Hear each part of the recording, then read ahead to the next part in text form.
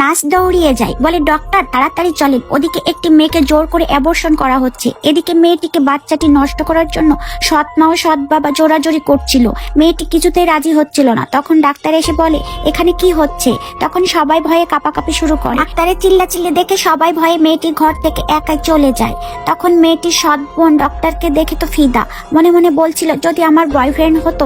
তখন ডাক্তারকে মেয়েটির দিকে তাকিয়ে বলে, মনে মনে ভাবে যে মেয়েটিকে কেন যেন চেনা চেনা লাগছে, কিন্তু সে চিনতে পারে না। তখন ডাক্তার বলে তোমাকে পরিচিত মনে হচ্ছে, আমি কি আগে দেখেছিলাম তোমাকে? মেয়েটি বলে না, দেখি নাই। হাসপাতালের বাইরে একটা বুড়ি কান্নাকাটি করছিল, কারণ তার নাতিকে বিয়ে করাবে বলে। তখন এই মেয়েটি আসলে তখন জিজ্ঞেস করে তোমার বাচ্চার বাবা কে? মেয়েটি বলে আমি জানি না। তখন বুড়িটি অনেক খুশি হয়ে বলে আমার নাতিকে বিয়ে করবা? আমি এরকম একটা মেয়ে খুঁজছিলাম। তখন মেয়েটি বলছিল না দাদু, আমি চলে যাই, আমি এখন বিয়ে করতে চাই না, আমার অনেক ঝামেলা চলছে। তখন সে এখান থেকে গেলে এখন তার সৎ বাবার মেয়ে আর সৎ মা দেখে ফেলে, তাকে চুলের মুঠি ধরে নিয়ে যায় পাগলের সাথে বিয়ে দেওয়ার জন্য। আসলে এই জন্য তার বাচ্চাটাকে নষ্ট করার চেষ্টা করছিল তারা। এদিকে ছেলেটির মনে পড়ে যায় যে সেদিন রাতে এই মেয়েটির সাথে সে রাত কাটিয়েছিল, এই বাচ্চাটা তারই।